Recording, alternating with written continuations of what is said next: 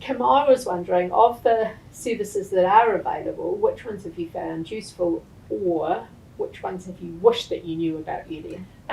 You just mentioned before about the Incredible Years for Autism. I don't. Is that a new thing? Relatively new. See, I would have loved that. 10+ years ago, I would have loved that. I did the Incredible Years course. Yeah. But and it was great. But specifically to autism would be great. We've had services from Explore. They were helpful for me for strategies, but they did not help my child. Big fish to fry, I think we had going on with that. Had some success with Autism New Zealand, again for me, and we're just waiting on Teen Life. Going to be doing it in May, and that's really exciting that it's for parents because again my son would like to attend.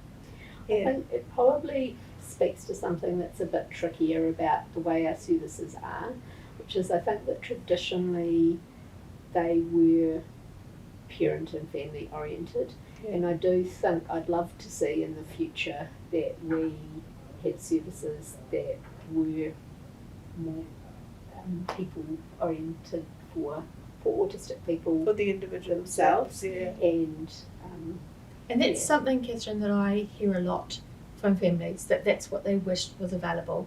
A program that their child could go to, just attend, not necessarily to learn anything, but to just be with other people like them.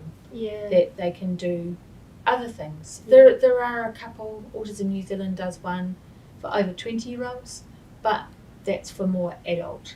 And it would just be good if there was just something else. Yeah, I think that is still a big gap in services, whether you're public or private, and a lot of the current support options are still very focused on teaching social skills, which really means teaching neurotypical social skills, which we know is not at all beneficial or healthy in any way for the autistic person. So we're still quite a way off having neurodiversity affirming supports available for autistic individuals. So what I would much better to Sharyn. what I would recommend to parents is that you always talk to whoever you choose to work with for support. Talk to them about what their goals are, how they're going to work with your child, their philosophies. Always monitor their progress and just check and see, is your provider making a positive difference for your child? And if not, stop that and find somebody else, because you will always find people who you and your family and your child gels with, and then there might be people who actually aren't a good fit. So I would say don't just stick with somebody just because they seem to be the person who might look like they're helping when actually they might not be making much of a difference. And sometimes families can spend a lot of money on something that is actually not beneficial. I was just going to say that there's money involved. Yes. If there's money involved, then give up if it's not working for you. And try something else. You're allowed to. It's okay. Even within the and there's so many wait lists involved in the public system. It's part and parcel of how we're structured at the moment. However, if you are working with a professional, be it within health or within education, and you feel that you haven't gelled together, it's often good to have a conversation with them, and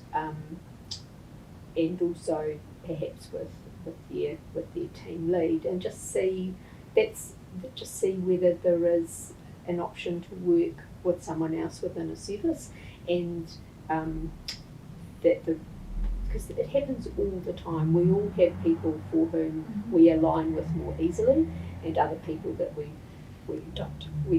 And rather than sort of, I think often in that scenario, a whānau will move out of the service, but because it's a tricky conversation to have, isn't it? But there are options often to work with someone else, so it's good to have that conversation. And the understanding of autism has changed a lot over the last 10 years, and not all professionals have kept up to date with how we now understand autism, and particularly listening to autistic people and how they're experiencing the world.